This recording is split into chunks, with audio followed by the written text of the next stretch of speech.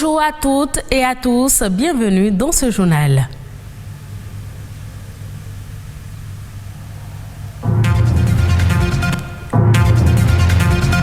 S'investir dans l'entrepreneuriat pour booster la croissance économique est une option aujourd'hui très prisée par les jeunes. Mais quelles sont les filières d'opportunités pour la jeunesse béninoise à suivre dans ce journal? Un reportage sur le sujet. La production du charbon de bois est à l'origine de la déforestation massive. Pour pallier la situation, une alternative écologique moins dangereuse que le charbon de bois est proposée. Il s'agit du charbon écologique. Enfin, l'usage abusif d'antibiotiques est une menace pour la santé. Ce sont des médicaments qui sauvent des vies certes, mais qui peuvent également abîmer les défenses naturelles de l'organisme.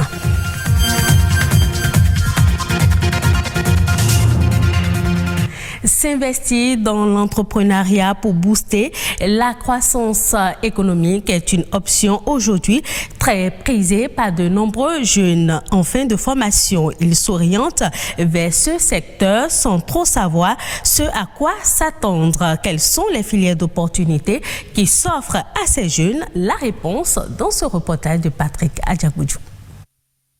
Des jeunes diplômés sortis des universités, le Bénin en compte par vagues de milliers chaque année.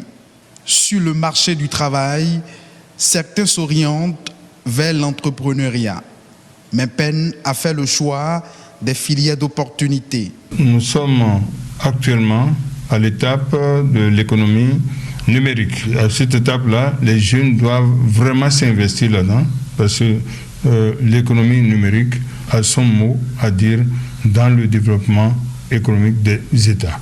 Ce qui manque à l'Africain, c'est se nourrir à partir des produits fabriqués par eux-mêmes. Donc nous cultivons, mais nous ne transformons pas. Jusqu'à l'heure où nous parlons, la vallée de l'Ouémé est restée là, inactive. Personne n'y pense. Pour grandir et rester présent dans le temps sur le marché du travail, le jeune entrepreneur a besoin d'une formation en management et gestion de l'entreprise. Pour aider les jeunes à se prendre eux-mêmes en charge, c'est lancer des marchés de formation.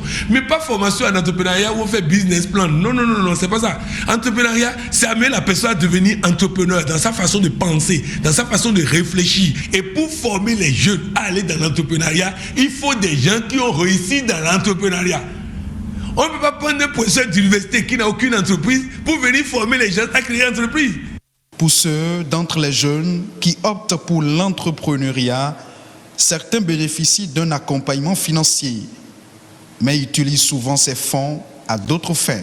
Quand même, on les accompagne pour dire voilà, nous vous mettons à disposition des fonds pour le projet que vous avez monté. Il faut que ces fonds soient utilisés exclusivement pour le projet et que les rubriques qui sont inscrites au niveau du projet soit respecté à la lettre. Avoir une vision, se donner les moyens et se prendre au sérieux, des qualités parmi tant d'autres pour réussir en entreprise. Dans ce Cotonou, j'ai fait J'ai l'honneur, j'ai fait Fonds de solidarité nationale pour l'emploi, j'ai fait programme campus, j'ai fait tout ça. Mais c'est à programme campus que quelqu'un m'a insulté. Je lui ai dit les clients sont prêts, si vous me donnez le financement, les clients sont là. Et il m'a répondu, si les clients sont là, ils n'ont qu'à commander, tu prends la commande pour acheter les machines. Il pensait me contenter avec ça, j'ai appliqué ce qu'il a dit et j'ai démarré l'entreprise sans financement. C'est au Bénin ici qu'on a inventé l'entreprise sans financement. Aujourd'hui, dans beaucoup de pays, c'est utilisé. Je voudrais dire à tous les jeunes qui m'écoutent, je suis jeune. Toi aussi, tu peux réussir. Mais il faut que tu arrêtes les pertes de temps dans WhatsApp, dans des messages qui n'ont pas de sens. Non, il faut te prendre au sérieux dès maintenant. Il faut se donner les moyens de réussir.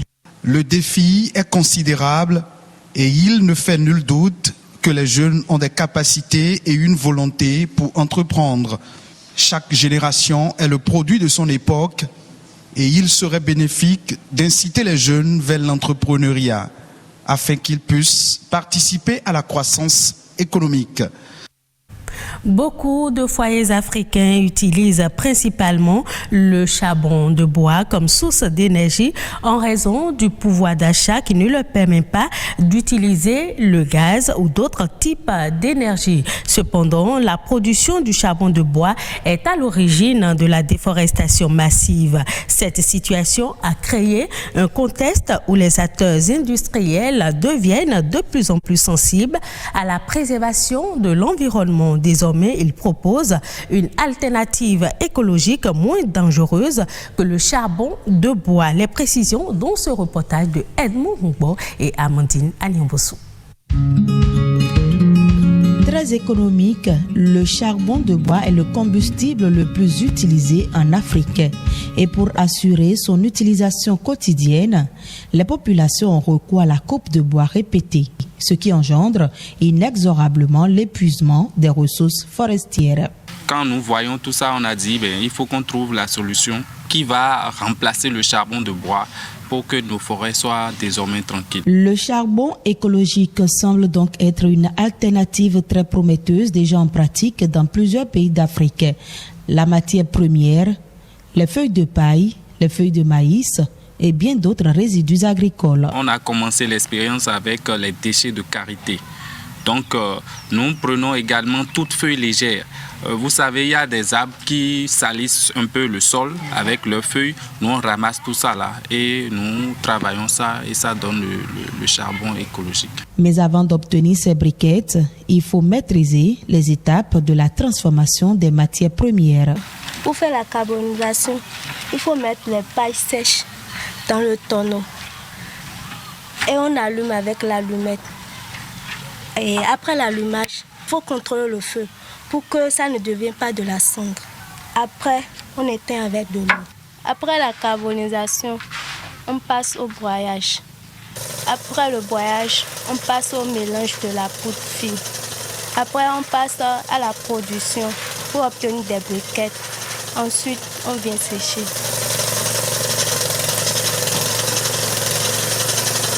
Il faut compter 3 jours pour obtenir des charbons bien secs. Actuellement, nous sommes en période de pluie, c'est un peu difficile. Donc, nous sommes en train de vouloir mettre en place un four. Avec le four, nous pouvons obtenir notre charbon en moins d'une journée. Au-delà de la préservation de l'environnement, l'utilisation du charbon écologique offre d'autres avantages. Le charbon écologique bio, c'est un charbon qui d'abord ne noircit pas le dessous des marmites. Ça a un pouvoir calorifique très élevé et ça ne fume pas. Donc avec le charbon écologique, vous pouvez l'utiliser au salon sans que ça ne salisse votre salon. La mission est claire. Si nous arrivons à mettre dans la tête du Béninois qu'il faut laisser le charbon de bois au profit du charbon écologique, celui qui utilise le charbon écologique, je ne vois pas pourquoi il ira encore utiliser le charbon de bois. La production et l'utilisation en grande quantité de ce charbon écologique pourrait donc à long terme permettre non seulement de réduire le chômage, mais également de protéger les forêts. De l'environnement, on passe à la santé pour parler de l'automédication. C'est une pratique très courante qui consiste pour les utilisateurs à soigner leur pathologie en utilisant des médicaments dûment autorisés sans avoir préalablement recueilli un avis médical. Et dans le cas des antibiotiques, s'ils sont pris de façon abusive ou inadéquate, ils peuvent abîmer les défenses naturelles de l'organisme.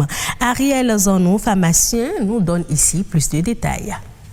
Un antibiotique, c'est avant tout un médicament dont l'objectif justement est de pouvoir lutter contre ce qu'on appelle les infections. Et les infections généralement sont liées au fait que les microbes qui sont dans notre environnement à des moments donnés arrivent à pénétrer notre organisme et malheureusement notre système de défense naturelle n'arrive pas à lutter efficacement contre ces microbes-là. Donc, à un moment donné, quand ces microbes-là prennent le dessus, on va parler d'infection. Et c'est à ce moment-là que les médicaments qu'on va pouvoir utiliser pour corriger ces infections. Ces médicaments-là, c'est ça qu'on appelle justement les antibiotiques. Dans notre organisme, nous avons des microbes qui sont dangereux et nous avons des microbes qui ne sont pas dangereux.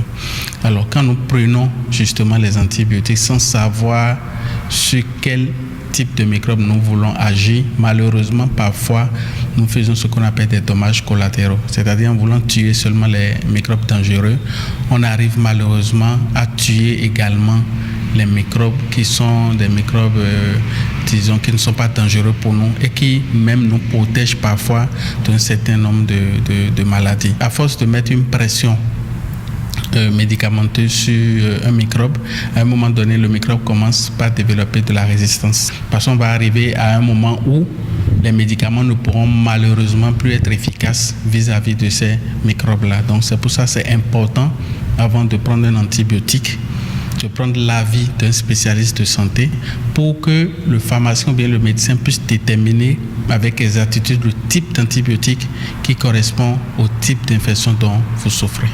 Pour ceux qui le savent très bien, les médicaments n'ont pas que des effets bénéfiques. Il y a ce qu'on appelle des effets secondaires indésirables également qu'il faut prendre en compte. Donc, il faut toujours prendre l'avis des spécialistes. Et le spécialiste le plus proche aujourd'hui, qui ne vous prend même pas de l'argent pour vous donner son avis, c'est le pharmacien. Suivons à présent La Nation en bref, une compilation des faits ayant marqué le Bénin. C'est une réalisation de Amandine Aliamboussou.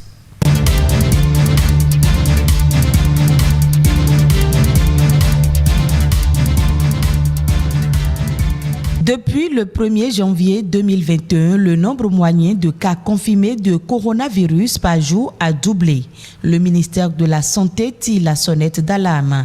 À la date du 25 janvier 2021, le Bénin compte 340 cas actifs pour un total de 3 786 cas confirmés, dont 3 386 guéris et 48 décès. Face à ce tableau, le ministre de la Santé en appelle au respect strict des mesures barrières. Il s'agit du port systématique de masques, le lavage des mains à l'eau et au savon ou désinfection des mains avec du gel ou une solution hydroalcoolique et le respect de la distanciation de sécurité sanitaire d'au moins 1 mètre entre personnes. La France propose d'aider le Bénin à vacciner ses populations vulnérables contre la pandémie de Covid-19, une action qui entre dans le cadre du soutien au plan de riposte anti-Covid déployé par l'État béninois. En effet, pour la mise en œuvre de son plan national de riposte à la pandémie de Covid-19, le Bénin mène plusieurs actions et reçoit également du soutien de plusieurs ordres de la part de ses partenaires techniques et financiers, à l'instar de la France. Outre les récents dons de matériel, la France propose au Bénin d'intégrer le projet COVAS qui offre la possibilité aux populations les plus défavorisées d'avoir accès au vaccin contre la maladie à coronavirus. En clair, si le projet est approuvé par les autorités béninoises, la France va aider le pays à vacciner sa population, notamment les plus vulnérables, contre la pandémie de Covid-19. Le président de la BOAD a été reçu par le ministre des Infrastructures et des Transports dans le cadre des projets de construction d'infrastructures routières et de transport. Les échanges ont permis de passer en revue les différents projets en cours. De la séance se dégage une nouvelle perspective de collaboration qui se manifestera par le financement de nouveaux projets par la banque.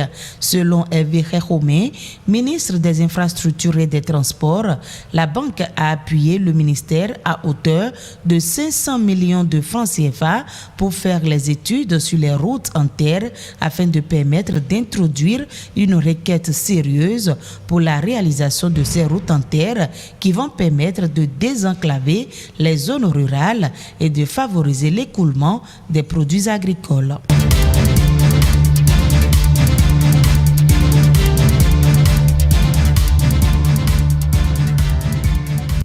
C'est la fin de ce journal. Merci de l'avoir suivi. Retrouvez cette édition sur le site de l'ORTB, www.ortb.bj. Prochain rendez-vous de l'information, 19h.